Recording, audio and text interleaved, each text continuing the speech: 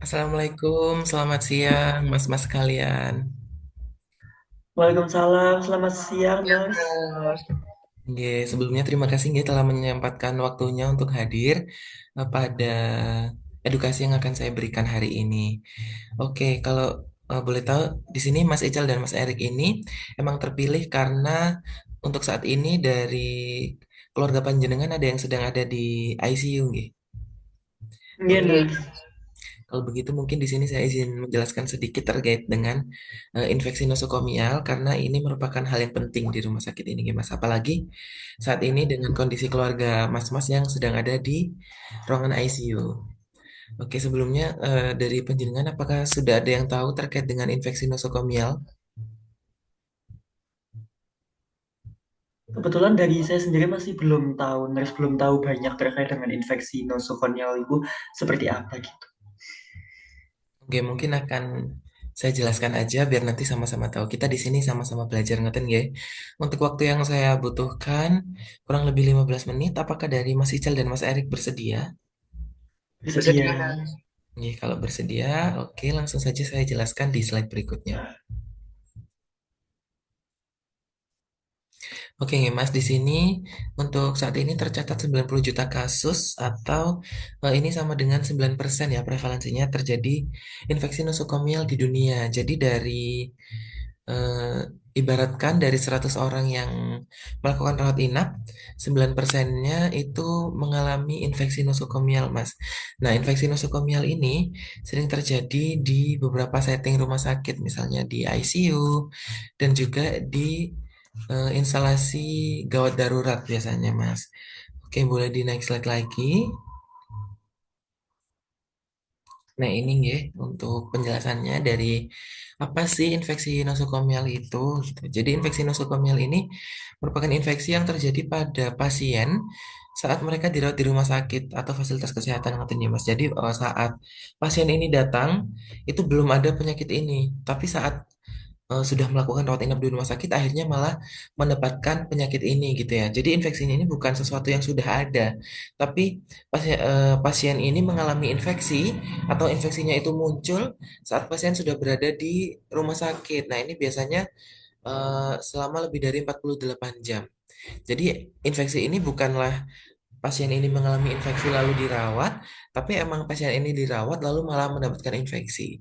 Jadi contohnya itu ibaratnya gini, kalau ada misalkan ibunya panjenengan ini ya datang ke rumah sakit untuk operasi, kemudian saat sudah di rumah sakit terkena infeksi di area luka operasinya karena beberapa hari yang lalu itu terkena kontak dengan bakteri atau virus yang ada di lingkungan rumah sakit. Jadi bukannya ini sudah ada, namun infeksi nosokomial ini merupakan infeksi yang didapat saat pasien sudah berada di rumah sakit. Nah, di sini saya sebagai perawat ini menjadi lini pertama dalam mencegah infeksi nosokomial. Namun perlu digarisbawahi juga ya Mas, untuk infeksi nosokomial ini tidak hanya terjadi kepada pasien saja. Jadi untuk target dari infeksi nosokomial ya atau orang yang beresiko terkena infeksi nosokomial ini bisa dari pasien. Kalau di sini kasusnya keluarga Mas yang saat ini sedang dirawat. Yang kedua itu perawat seperti saya atau tenaga kesehatan lain yang bekerja di rumah sakit. Dan yang ketiga adalah orang yang berada di lingkungan rumah sakit seperti Mas saat ini. Bisa Mas Erik ataupun Mas Ical. Karena saat ini sedang berada di lingkungan yang eh, paparannya tinggi terhadap resiko infeksi nosokomial. Selanjutnya boleh di next. Nah, ini ada beberapa jenis-jenis ya, Mas, dari infeksi nosokomial. Di sini ada empat, ada infeksi saluran pernafasan, infeksi saluran kemih, infeksi luka bedah, dan infeksi aliran darah. Kalau yang infeksi saluran pernafasan ini bisa terjadi ke pasien misalnya saat pasien ini menggunakan alat bantu nafas, Mas. Jadi alat ventilator yang masuk ke tenggorokan itu, apabila udara atau alat yang tidak steril itu akan mendapatkan infeksi saluran pernafasan. Nah, ini merupakan kalau ke pasien. Kalau ke perawat tenaga kesehatan ataupun keluarga pasien yang berada di rumah sakit seperti Mas ya, ini bisa saja karena droplet gitu. Atau kalau ibaratnya keluarganya Mas ini terkena COVID, Mas sebenarnya nggak kena COVID, tapi karena Mas ada datang ke tempat yang penuh dengan orang-orang COVID, otomatis lingkungannya itu tinggi akan paparan COVID sehingga Mas bisa terkena COVID juga. Nah, ini namanya infeksi nosokomial. Jadi Mas terkena infeksi COVID karena Mas berada di rumah sakit. Yang kedua, infeksi saluran kemih. Jadi kalau biasanya orang di ICU yang penurun kesadaran atau yang dikurangi aktivitasnya itu kan dipakai kateter ya Mas atau alat pemasang bantuan untuk urin atau buat pipis, bantu pipis ya, selang pipis. Nah, itu kalau misalkan tidak sering dibersihkan atau dipasangnya sudah terlalu lama, jadinya tidak steril dan menjadi tempat berkembang biaknya bakteri. Jadi nanti bisa terkena infeksi di area kemaluannya.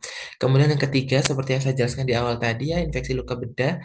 Jadi kalau misalkan alat bedahnya kurang steril atau dari pasiennya sendiri, untuk kebersihannya kurang dan terkena bakteri atau virus di area rumah sakit, jadi infeksi juga.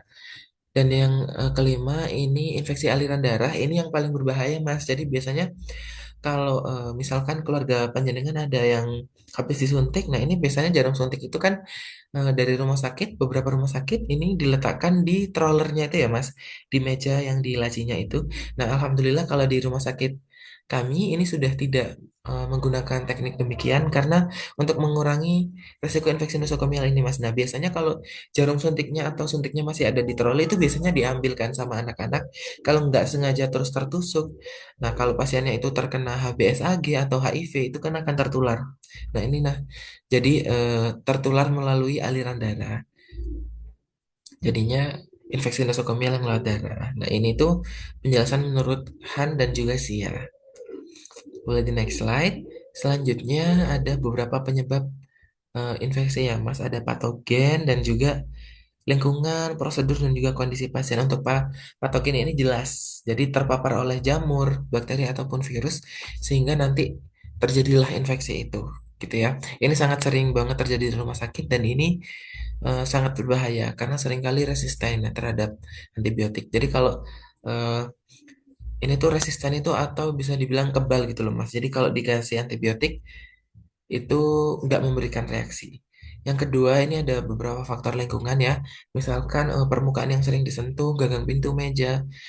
Kalau tidak dibersihkan secara rutin, nah ini bisa menjadi sarana penyebaran infeksi nosokomial. Kemudian juga prosedur medis ya. Penggunaan peralatan medis seperti kateter, jarum suntik, atau ventilator ya buat alat bantu napas tadi, ini merupakan alat-alat yang tinggi infeksi apabila tidak steril. Yang terakhir juga ada kondisi pasien. Nah, di sini ada komorbid juga ya, misalkan pasien dengan autoimun atau yang kondisi imunitasnya lemah, misalkan pasien dengan lupus, HIV, itu bisa lebih beresiko terkena infeksi nosokomial karena kekebalan tubuhnya sedang tidak baik-baik saja. Jadi orang yang sedang tidak sehat itu lebih beresiko untuk terkena infeksi nosokomial. Nah, maka dari itu, dari mas-mas di sini karena masih harus terus berada di rumah sakit kan ya sampai dengan keluarganya pulang, maka dari itu untuk imunnya bisa dijaga dengan baik. Oke, untuk slide selanjutnya di sini akan dijelaskan terkait dengan resiko dan juga dampak. Di sini untuk resiko untuk pasien dan keluarga, dan juga perawat, dan juga untuk dampaknya terhadap rumah sakit. Kalau angka infeksi nosokomial itu tinggi, tentunya rumah sakit itu juga rugi di sini ya. Nah, misalkan nih, dari pasiennya itu banyak yang beresiko ya, keluarganya banyak yang beresiko. Misalkan ada morbiditas dan juga mortalitasnya itu kurang baik. Nah, ini bisa menambah resiko infeksi nosokomial. Ibaratnya gini Mas, kalau pasien itu keluarga Mas ini misalkan harusnya udah sembuh, kalau terkena infeksi nosokomial kan menjadi lebih lama ya masa perawatannya. Nah, ini bisa merugikan pasien dan keluarga juga karena rawat inapnya jadi lebih lama. Kalau buat rumah sakit tentunya kalau infeksi nosokomialnya tinggi itu kredibelnya itu juga akan menurun. Kayak lah ini rumah sakitnya berarti sanitasnya atau kami dalam menjaga kebersihan itu masih kurang baik sehingga tingkat infeksi nosokomial masih tinggi. Kemudian juga sumber daya manusianya masih kurang sehingga akan menurunkan reputasi dari rumah sakitnya. Nah, makanya di sini yang saat ini sedang saya lakukan dengan Mas Ical dan juga Mas Erik ini merupakan upaya untuk menurunkan infeksi nosokomial ya, Mas. Karena ICU ini merupakan tempat atau setting yang merupakan sangat rawan terhadap infeksi nosokomial. Menurut riset itu presentasinya adalah sebesar 19%. Jadi infeksi terbesar di rumah sakit itu biasanya terjadi di ICU untuk saat ini ya Mas. Ini saya berbicara berdasarkan data. Boleh di next slide lagi. Selanjutnya ada beberapa tanda dan gejala ya Mas di sini. Ada 4 ini demam, nyeri, pembengkakan, dan kemerahan. Ini biasanya kalau kami di kesehatan ini disebutnya dengan kalor, dolor, tumor, rubor, dan fungsi olesa. Yang pertama demam. Jadi ini nanti mas-mas kalau misalkan tiba-tiba demam itu perlu diperiksa juga ya karena kenaikan suhu ini merupakan tanda dari infeksi biasanya. Kemudian nyeri, ini bisa terjadi nyeri pada bagian yang terinfeksi karena adanya peradangan atau juga terdapat nyeri pada beberapa area misalkan ketiak, leher karena terjadi pembengkakan kelenjar. Jadi lebih nyeri di area sana. Terus yang ketiga ada pembengkakan. Nah, ini biasanya area yang terinfeksi mungkin juga terlihat bengkak karena ada penumpukan cairan ya yang diakibatkan oleh peradangan. Dan yang terakhir ini kemerahan karena aliran darah ke area tersebut meningkat. Jadi tekanannya lebih tinggi sehingga lebih merah karena di situ terinfeksi ya. Dan ini menyebabkan kulitnya menjadi lebih merah. Nah, ini saya berbicara berdasarkan artikel yang dikemukakan oleh Nakamura dan juga Tomkin pada tahun 2012. Oke, selanjutnya bagaimana sih caranya agar mas-mas ini bisa terhindar ya dari infeksi nosokomial? Di sini ada beberapa hal yang bisa mas lakukan ya. Yang pertama adalah cuci tangan. Yang menjaga kebersihan tangan ini bisa cuci tangan dengan hand sanitizer atau juga dengan sabun dengan air mengalir. Kemudian nanti ada juga caranya akan saya jelaskan di akhir. Kalau sebagai saya atau Mas juga bisa menggunakan APD. Kalau Mas bisa yang minimal lah menggunakan masker ya Mas ya. Nah, kalau ada di ICU. Kalau dari saya sendiri banyak APD-nya ini tergantung kebutuhan juga. Ada sarung tangan, masker, pakaian pelindung. Apalagi kalau pakaian yang COVID itu tahu kan ya Mas yang dari kresek-kresek. Terus juga yang ketiga ini ada sterilisasi alat medis. Jadi dari kami ini akan selalu membersihkan serta mensterilkan alat yang telah kami gunakan apabila sifatnya bisa digunakan lebih dari satu ya. Tapi kalau disposable atau sekali pakai seperti jarum suntik dan juga alkohol swab, alat-alat yang lain itu tidak akan disterilkan. Jadi langsung kami buang. Terus yang ketiga ada protokol khusus untuk tiap jenis infeksi. Misalkan eh, untuk prosedur COVID tadi ya, APD-nya tentu harus berbeda. Jadi ada protokol kesehatannya. Seperti yang sudah kita ketahui bersama ya. Oke, nah selanjutnya di sini akan saya tampilkan terkait dengan cara cuci tangan yang benar. Jadi nanti bisa diterapkan kalau mas-mas mau masuk ke ruang ICU gitu ya. Sudah tahu belum cara cuci tangan yang benar? Nih, Aufa kasih tahu. Pertama, basahi tangan dengan air bersih yang mengalir. Gunakan sabun lalu gosok telapak tangan, punggung tangan, dan sela-sela jari. Bersihkan bagian bawah kuku-kuku di atas telapak tangan, bilas dengan air bersih yang mengalir, lalu keringkan dengan handuk atau tisu. Atau keringkan dengan diangin-anginkan. Yuhu, sekarang tangan teman-teman sudah bersih dan sehat. Mulai sekarang jangan lupa cuci tangan ya teman-teman. Dan jadilah pahlawan anti kuman dan bakteri.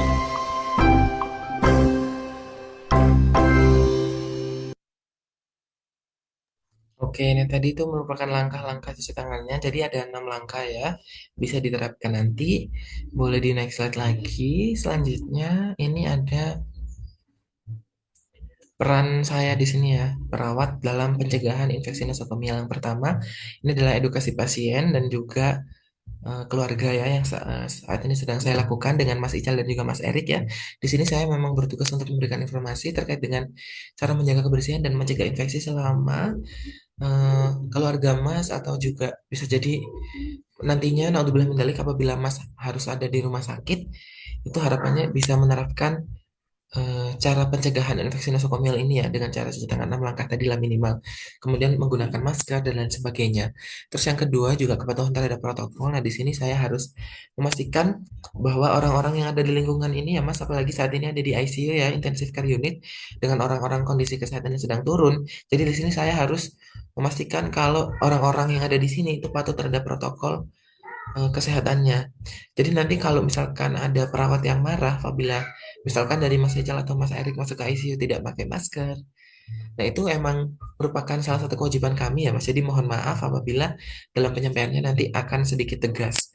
Selanjutnya juga monitoring dan pelaporan infeksi. Jadi di sini saya emang selalu mencatat dari kasus yang terjadi ya. Misalkan nanti ada infeksi nosokomial terhadap pasien itu akan saya laporkan dan juga saya awasi.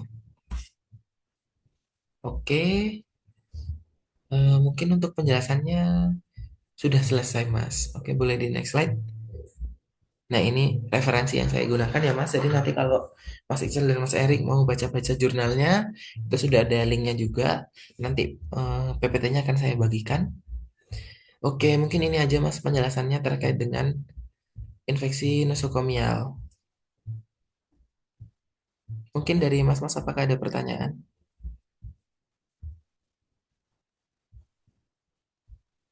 Oh, nggih, Mas Angga. Mungkin dari saya izin bertanya. Tadi kan untuk yang pencegahan itu kan yang pertama tuh kan ada cuci tangan nggih, Mas Angga. Nah, itu sekiranya waktu dan kapan aja sih kita harus cuci tangan gitu. Jadi biar efektif gitu waktunya kapan aja, Mas? Oke, jadi intinya kayak kapan Mas harus cuci tangan gitu ya, Mas Ical ya? Nggih. Oke Mas, jadi kalau saat ini ya yang sedang diterapkan oleh WHO ini ya, kami mengacu pada WHO atau World Health Organization. Di sini ada 5 momen ya, yang Mas harus cuci tangan itu kapan aja. Jadi yang pertama, ini ada 2 sebelum dan 3 setelah ya Mas. Jadi 2 sebelum yang pertama, sebelum Mas kontak dengan pasien. Jadi kalau Mas itu mau masuk ke ruangan keluarga Mas, ya ke ruang ICU, sebelum masuk itu pastikan cuci tangan dulu di sini. Setelah itu ini yang kedua, ini yang dilakukan oleh perawat ya, sebelum prosedur aseptik atau sebelum prosedur yang steril. Misalkan saya mau masang infus, saya mau masang kateter, itu harus cuci tangan dulu juga. Ya, ini 2 sebelum ya, Mas. Dari Mas tadi yang pertama sebelum kontak dengan pasien. Terus yang ketiga, ini setelah terpapar cairan tubuh. Jadi kalau misalkan saya pas melakukan tindakan atau Mas sedang bersama dengan keluarga Mas di ruangan ICU, terus Mas tuh kena keringat, kena air liur, kena darah, ataupun kena air kencing, pokoknya cairan yang keluar dari tubuh pasien. Nah, di sini Mas juga harus cuci tangan. Selanjutnya yang keempat, ini kalau Mas udah kontak dengan pasien, jadi kalau Mas udah pegang-pegang keluarga Mas, terus Mas mau keluar gitu ya. Nah, itu harus cuci tangan. Meskipun Mas masih mau di situ, misal Mas habis pegang keluarga Mas, itu langsung cuci tangan. Kalau misalkan mau lanjut di situ, boleh masih lanjut. Terus nanti yang kelima, setelah kontak dengan lingkungan. Jadi kalau Mas habis kena atau habis masuk ke ruangan pasien-pasien tadi ya di ICU misalnya, pas keluar itu cuci tangan juga. Jadi ada 5 tadi yang sebelum kontak dengan keluarganya Mas. Kalau yang kedua ini dari perawat ya sebelum kita melakukan tindakan. Yang ketiga setelah terpapar atau terkena cairan dari tubuh pasien. Yang keempat setelah kontak dengan pasien dan yang kelima setelah kontak dengan lingkungan pasien. Itu tadi Mas. Iya, Mas, sudah paham.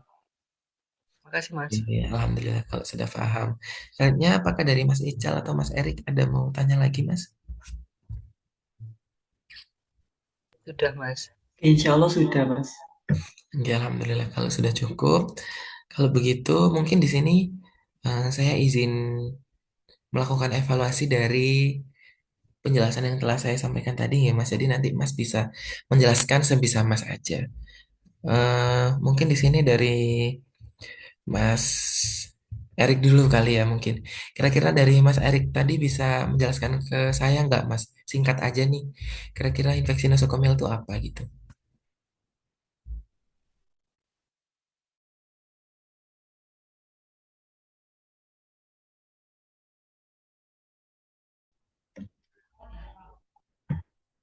Oke, Nars, izin menjelaskan untuk sepemahaman saya sendiri. Jadi kalau yang mudah dijelaskan sama Nars Angga ya tadi ya, infeksi nosokomial itu kayak infeksi yang kita peroleh atau diperoleh pasien itu selama menjalani perawatan di rumah sakit gitu atau fasilitas layanan kesehatan yang lain. Oke, udah benar ya Mas Erik. Jadi infeksi nosokomial ini emang infeksi yang didapatkannya itu di area rumah sakit. Oke, selanjutnya mungkin buat Mas Ical nih. Kira-kira tahu nggak Mas apa sih yang bisa membuat pasien atau orang-orang yang ada di rumah sakit itu bisa terkena infeksi nosokomial? Nggih, Mas. Jadi penyebabnya gitu nggih. Iya. Oh iya, tadi kalau dijelasin sama Mas Angga tuh penyebabnya ada 4. Itu yang pertama tuh kayak bakteri itu bisa menyebabkan infeksi, terus faktor lingkungannya tuh bagaimana, terus juga prosedur medis yang kurang menjaga kebersihan itu juga bisa, sama kondisi pasiennya. Oh iya, udah paham banget ya di sini Mas Ijal sama Mas Erik.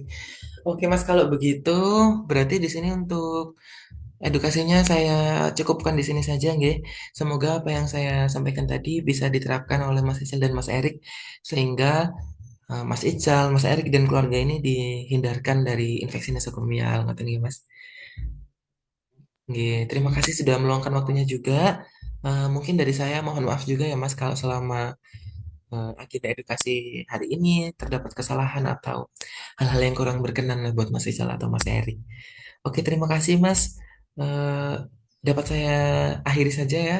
Akhir salam. Assalamualaikum warahmatullahi wabarakatuh. Selamat siang, Mas. Waalaikumsalam warahmatullahi Wabarakatuh. wabarakatuh. Selamat Selamat siang. siang, Nas. Terima kasih, Nggih.